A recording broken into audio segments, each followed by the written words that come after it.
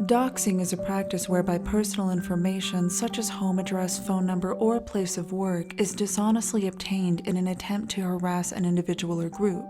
Occasionally, doxing is used as a form of vigilantism in order to enact justice.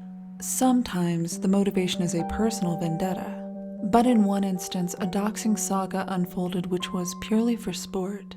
And its rapid escalation soon included vandalism, grave desecration, and even bomb threats issued to major city centers under the victim's name. Several people are believed to be making bomb threats under Kanazawa's name. Defendant Ryota Ando is one of them. A court today found him guilty of making a bomb threat against the local government and gave him a suspended sentence. This saga became so culturally significant that doxing became a new pastime for the country's rebellious youth. He writes that he saw the lawyer as a toy on the internet, and that he was having fun playing with the toy. Taken from the names of its two main victims, Hasegawa and Karasawa, this online saga has been appropriately dubbed the HaseKara Calamity.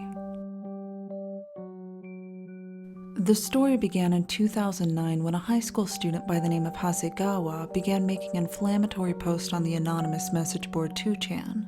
Intending to get an emotional response out of his fellow posters, Hasegawa would regularly derail conversations in order to write something along the lines of the following. For those familiar with trolling, these types of posts are nothing unusual and tend to be especially prominent on anonymous boards. But what was unusual about Hasegawa was that he opted to post under a trip code, or as it's called in Japan, a kodahan, which serves as an identifying handle attached to all forum activity. Using a trip code while making such posts is risky behavior, as it signals to your fellow posters that not only are you proud of what you're saying, but you welcome the negative attention it brings. And this certainly seemed to be the case for Hasegawa. For years under the kodahan Taichi Yagami, in reference to the Digimon character, Hasegawa continued making similar posts, successfully making a name for himself. But in 2012, his notoriety began to backfire. Having previously made insulting posts toward individuals without a college education, Hasegawa posted an acceptance letter from a prestigious Japanese university in order to brag about his own academic success. Although he took precautions, revealing only a portion of the document, this small revelation was enough for the detectives of 2chan to begin identifying the young man who had been trolling their boards for years. Beginning with what they had at their disposal, members of 2chan were able to link the formatting of the letter to Kokushikan University. And using Hasegawa's trip code to filter through all of his previous posts, they cross-referenced seemingly innocuous information, such as snowboarding field trips with classmates, with the university he'd been accepted to. Within mere hours, the young man's high school was found, and shortly after, his name, as well as the names of his family members, had all been made public. Naturally, Hasegawa was scared. He'd been provoking the members of 2chan since 2009, and now they had a tangible way to retaliate. After attempts to control the situation himself had failed, Hasegawa approached the Koshin law firm seeking legal assistance. Online conflict, especially on an anonymous message board, is not an easy thing to take legal action against. Typically, it's advised that the victim stop posting and wait for the whole thing to blow over. But a young, ambitious lawyer named Takahiro Karasawa, who claimed expertise in solving internet-related problems, took the case. The two of them returned to 2chan, where Karasawa began threatening legal action against those who were doxing his client, ordering them to turn over their IP addresses or face repercussions. Many of the members of 2chan didn't want to get wrapped up in legal matters, especially from someone who boasted expertise in the matter. It's likely they simply wanted to scare Hasegawa out of his inflammatory behavior. But when the lawyer made his first post on 2chan, the intimidation he initially evoked was quickly replaced with ridicule. "May I request somebody to create a thread titled Thread Requesting IP Disclosure?" Karasawa posted on an unrelated thread. "I would like to write my post there. Please, could somebody cooperate despite the inconvenience? I'm sorry for causing trouble." The lawyer who advertised expertise in online bullying didn't know how to create a thread on a message board. While Takahiro Karasawa successfully diverted bullying away from his high school client, what he didn't realize was that he'd shifted it upon himself. Using this cartoonish depiction of the lawyer, memes were created and spread throughout 2chan's sports board. The lawyer didn't take this new development well. He pivoted his focus from defending his client to defending himself. He demanded the disclosure of the IP addresses of not only those who were mocking him, but anyone on the message board who was speaking about him at all. But the lawyer had already revealed an unexpected level of incompetence, so these threats no longer held any sense of urgency. The mocking continued, and it wasn't long before it spread throughout all of 2chan. Similar to what message boards in Western countries refer to as a lolcow, someone who is teased and provoked into providing comedy for a group of spectators, the attention placed on the lawyer was largely exacerbated by his response to it. You bunch of lying, no good punks, and I know who it's coming from because I've back traced it, and I know who's emailing and who's doing it, and you've been reported to the cyber police and the state police. Rather than letting the fire die out naturally, Karasawa attempted to extinguish it with the brute force of legal threats and, in doing so, only managed to feed it. And what started as a relatively lighthearted attempt to tease a naive lawyer on a message board quickly escalated into what can only be described as a wide-scale character assassination, using the most potent means of propaganda available in the digital age: memes.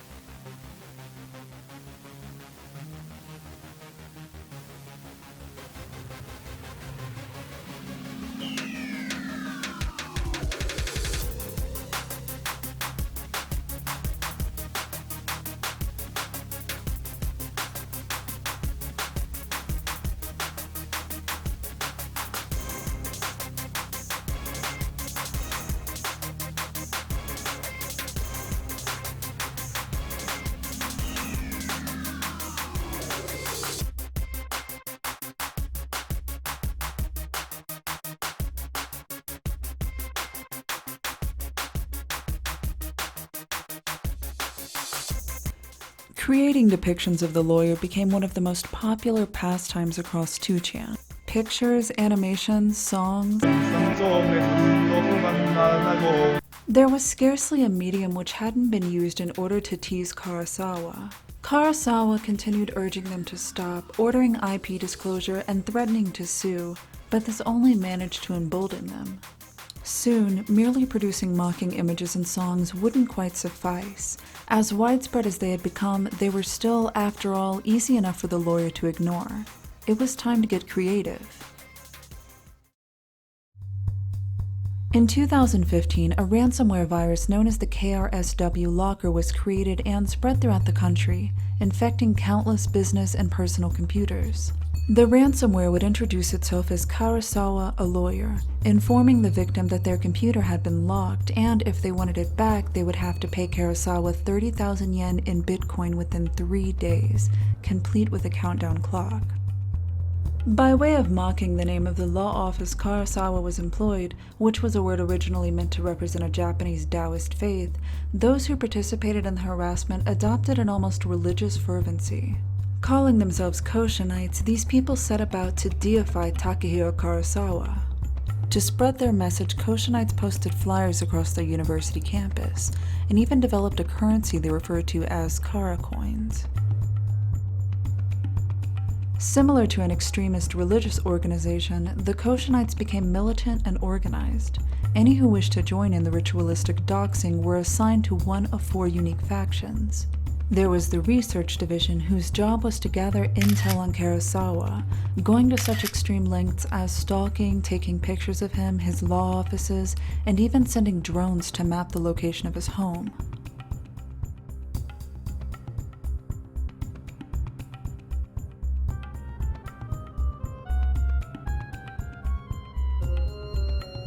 This resulted in a practice known as Kenma, in which a Koshinite would livestream themselves visiting either Karasawa's home or law office and placing a sticker somewhere on or near the property, and it wasn't long before these areas had been riddled with stickers. There was the missionary division, whose purpose was to disseminate information both real and fabricated about Karasawa. Members of this division would take to editing Wikipedia entries, forging Twitter posts, and changing the names of Google Maps locations to reference the lawyer. In one notable event which garnered widespread media attention, a Koshinite posting under a fake Twitter profile meant to represent Karasawa's law firm announced the death of beloved TV personality and cancer survivor Meo Kobayashi. Of course, this was completely false. The Arts and Culture Division was established in order to create songs, videos, Pokemon cards, and food, I guess. And finally, the most extreme division, and easily the one most responsible for the infamy of this saga, the Waru Imo division. Those with a strong enough stomach to participate in this division found themselves calling in death threats to Karasawa and his family, and even issuing bomb threats across the city in Karasawa's name. A man was given a suspended sentence after being found guilty of sending emails threatening to blow up Matsudo City Hall in Chiba Prefecture. Municipalities have been hit by a series of similar threats this year. NHK has learned that nearly 140 threats have been sent to 66 prefectures and municipalities. This email had been sent to the Nagano Prefectural Office. The message says, "The airport in the prefecture and other prefectural facilities will be blown up on October 19th. And in 73 emails, the sender was named Takahiro Karasawa. This division became so active that the Koshinites boasted on their Twitter that Karasawa had appeared number 2 on a list of individuals who've received the most death threats. Although it's important to note that I can't find the sources to these numbers listed, so this may or may not be true. By 2015, the harassment of Karasawa had largely entered the public sphere, having spread well beyond the point of mere online bullying. The city of Tokyo was receiving daily bomb threats sent from concealed IP addresses. The lawyer appeared on the popular Japanese news show Newswatch 9 in an attempt to save his reputation by explaining what was happening to him, as well as offer some chilling testimonies of just how bad it had gotten. Karasawa's family grave was also vandalized. He says the name on the grave has been defaced, and somebody had spray painted his name near the bottom. By this point, this phenomenon had extended well beyond Karasawa and had become a form of retaliation against those the Koshinites deemed worthy of doxing. The lawyer's advice for those finding themselves in these situations? Close your account, request the deletion of threads by the forum moderators, and if necessary, sue those responsible. Although this is clearly easier said than done, as in a debate between Karasawa and 2chan founder Hiroyuki Nishimura, the two disagreed with how to proceed, who to hold responsible, and the amount of accountability the platform itself holds in such instances. By 2017, the HaseKara saga had permeated Japanese culture. According to the Quora write-up, many have reduced their own online presence for fear that something similar could happen to them. I asked my friend and fellow YouTuber Nihongo Johnny, who previously lived in Japan and whose channel covers Japanese urban legends, to appear in this video and speak more about this issue.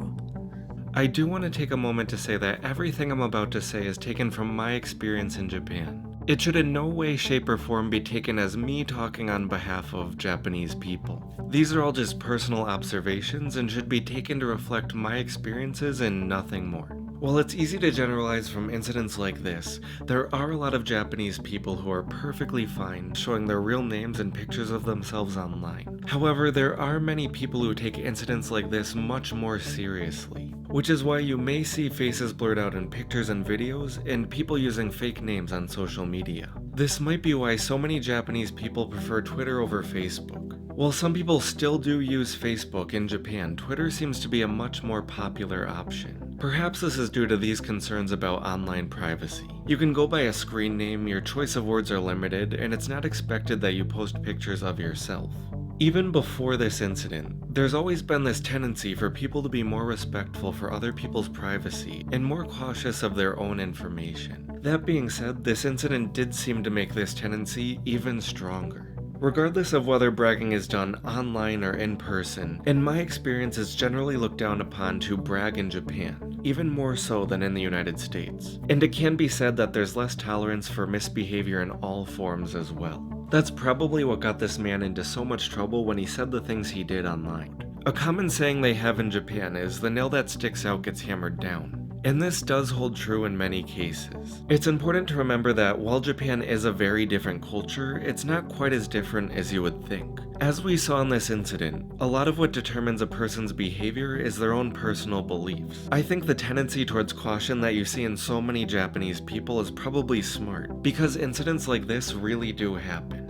The HaseKara Calamity isn't widely known outside of Japan, but according to sources, the saga is still unfolding, and these individuals still receive harassment today, as well as countless others who have been caught in the crossfires. Hasegawa, the young man who kickstarted the saga on 2chan, didn't get off lightly. He, as well as his family, have all been doxxed. I managed to find a wiki dedicated to sharing the names, home addresses, and places of work of all of his family members, although I'm not going to show that here. The main victim of this saga, Takahiro Karasawa, still works as a lawyer, specializing in cases of online harassment, claiming to be one of the leading authorities in this area due to his personal experiences. And although he was perhaps a little naive and inexperienced at the beginning of his career, at this point there are likely very few people more familiar with doxing than Takahiro Karasawa. Karasawa says the problem started after he intervened on behalf of a teenager who was being subjected to cyberbullying on an online notice board. A huge thanks to fellow YouTuber Nihongo Johnny for joining me. This video would not exist if not for his assistance in locating and translating sources. I'd love for you all to check out his channel and show him support. I'll leave a link in the description below. A second thanks to Quora user Kotaro Hanawa for writing this incredibly detailed overview which served as inspiration for this video.